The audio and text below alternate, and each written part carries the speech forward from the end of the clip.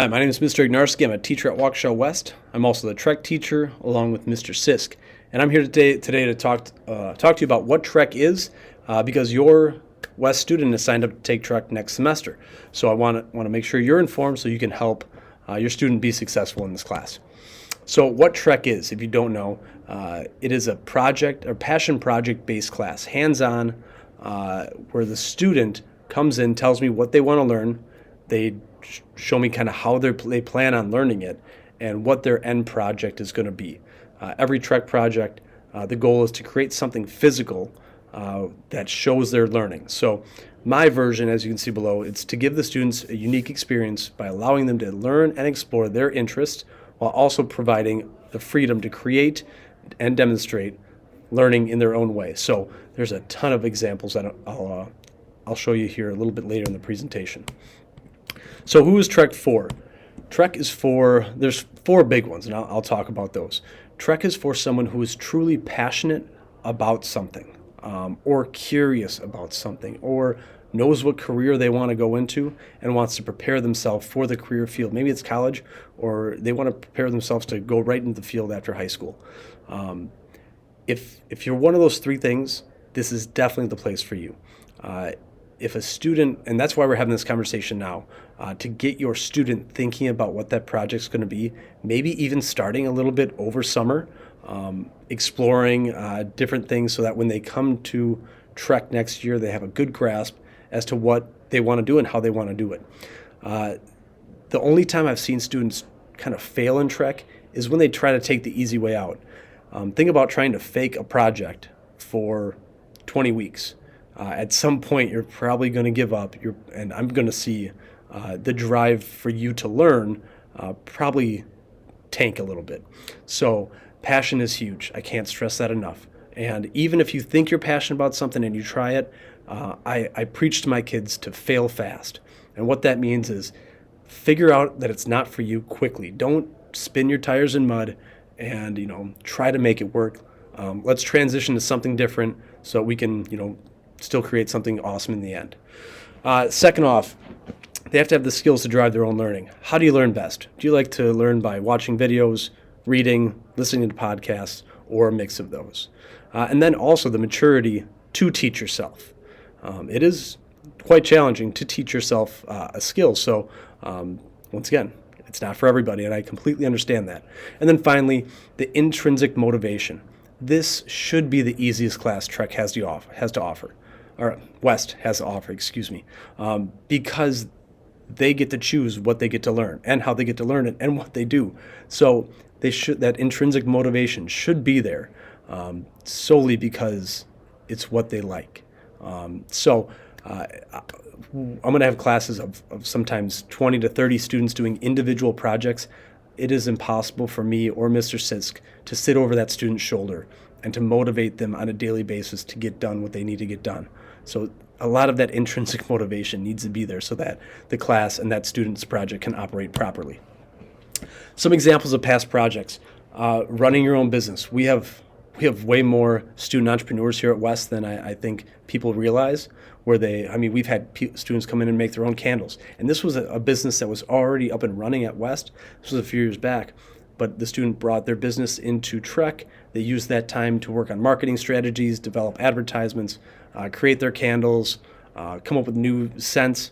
And we had a student this year come in and she paints houses. Not like paints the side of your house, but she takes her art skills and will water paint your house. It is beautiful. I'll show you an example in a little bit. Computer programming is also a big one. Since the internet is a vast wasteland of information, a lot of those resources can be easily found through there to where they can kind of generate their knowledge and create some sort of program at the end. The West Cafe. A student came in my very first year in 2017 of Trek and said she wanted to be an entrepreneur. And I said, hey, let's build a cafe. And she was like, really? We're going to build a cafe? Trek is all about kind of setting that bar high and trying to jump over it. The sky truly is the limit when it comes to this class. We have the Wolverine wardrobe. Also started as a Trek project, and now I usually hire a manager. That's our clothing exchange program where students can come in and grab pretty much whatever they want for free and donate stuff back to us. Music, video production. I've had students complete flight school where they get their ground school done in Trek, and then they get actually excused from school to go fly airplanes. I think I've had 4 or 5 students do that. A lot of students are leaning towards engineering and 3D printing. I currently have 1 3D printer. I'm thinking about getting more because it's such a hot topic right now in Trek. Investing, budgeting, financing. I had a student, his senior year, I think he made over $30,000 in Trek trading options. It was unreal. He now lives in Florida and is doing very well for himself. But we have digital photography, clothing design, foreign language. I had a student past 2 years learning Russian. She wants to join the military for linguistics. So she's been kind of trying to figure out the Russian language so that she could be, an asset to the military. A lot of students are in clubs here at West, DECA, FBLA, and other programs where there's competitions ingrained into that club. So instead of the student having to work on that project outside of class, they can bring that project into the Trek classroom and get a grade for it. Graphic design, social media, and there's a few others. I put sports filming on there or scouting on there because when I was in high school, I was big into football. I played linebacker, and I would spend my study halls, my lunch periods, watching film. And I said, hey, I had a whole notebook on what the offense for Oconomowoc would do back in 2007. I could have probably got a grade for that just by scouting, other teams' film. So there's truly the possibilities are endless when it comes to Trek. Like I said, we try to set that bar high and jump over it. So here, for example, is Grant. Grant wants to be an engineer. He's going to college for that. So he wanted to engineer a kid's toy. So he designed that 3D rocket. We had multiple tests. We bought magnets, and that rocket floats and spins, and you kind of can bob it up and down. Really cool kind of thing that he made there. In the second semester, he designed another kid's toy that was a paper airplane kind of slingshot. He partnered up with the student who was doing graphic design to produce the packaging for that project, which was a really cool one. This was a student I was talking about before with the house paintings. She walked into Trek with this business already started. She was only charging $40 for one of these paintings. I said, Sophia, the first thing we need to do is up the price here. These things are beautiful, and they are just so well done. And she takes her time, and the detail and just everything is amazing. So we raised her price point up to like $100, $140, depending on the size and the house. And she actually ended up getting hired by a real estate agency to do these paintings for people who have just bought a house through that real estate agent. So she's doing very well. Every week she's bringing in a few $100s. This is Mr. Graves. Noel Graves. He took all the graphic design classes here at West. Needed somewhere to show off his skills, so he brought it to Trek. Made these designs and threw them on some T-shirts. Brooklyn. She showed up to Trek not really knowing what she wanted to do, so we sat down, we talked, and she said she was spending too much money on her nails. So I went out and I purchased some equipment for her to experiment with doing her own nails. And that brings me to the point where if it's something that your student needs, that I believe other students can benefit from, we have a budget, and I'm willing to help them out to get that in the classroom for them to be successful. Mr. Kind spends hours of time at night on the weekend programming his Roblox game and other games. So he brought that into Trek and once again did a phenomenal job. And then Mega here, she crochets. So at the end of the school year, there is a fair, a vendor fair, where she is going to take her crocheted items and sell them.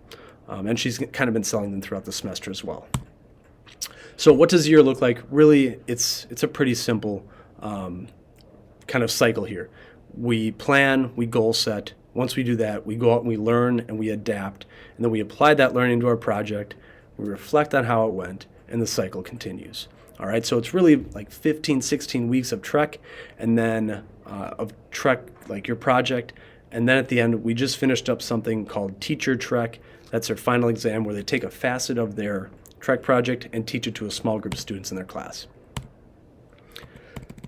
Here are kind of the 4 things we're graded on: goal setting, how they're experimenting and adapting, collaborating, Collaboration, we have a mentor list where your student has to go out and pick a mentor and contact them 3 times during the semester. Introduce themselves, kind of show them where they're at, and then get some feedback on the project. I'll be the first one to tell you I'm not an expert in everything, so the mentor is there as kind of the end all be all if they have a dying question, or if they're looking for resources, or just like, what are my next steps? If I want to be a firefighter, what can I do? That was a great example this semester. I had a student that wanted to be a firefighter. How can she better herself to be a firefighter as a high school student? And really, we got some resources. She started reading and watching videos, but it really came down to her physical fitness is what they said. Make sure you're physically fit to be able to endure all the trainings that are gone, or that she's going to have to go through. So she put most of her eggs in that basket and really kind of hit the fitness side of it. And then really reflecting and communicating with the teachers. It is the student's goal to prove that they deserve the A. So whether it's note-taking and developing that project and collaborating, that student has to be responsible for showing off their grade. How do you apply? So I believe all of your students have enrolled with the student counselors, school counselors, excuse me. They attended the TREC meeting. I believe the majority of them did, where they were handed a TREC application. That TREC application is linked right there. I will also link it in the email that I send you. And it's supposed to be due on June 4th, but I will accept it after that. And then it's kind of get to work time. So if you guys have any questions about what TREC is, or how you can help your students, or how I or Mr. Sisk can help your student, there's our emails below. Please feel free to reach out and email me any questions you have. I created this class with 2 other teachers back in 2016. Like I said, we piloted it in 2017. It is by far my favorite class to watch kids excel and to find new passions and just really do things that they didn't even think were possible. So like I said, let's set the bar high and jump over it. And I'm really excited to work with your student next year. Thank you very much for listening. Bye.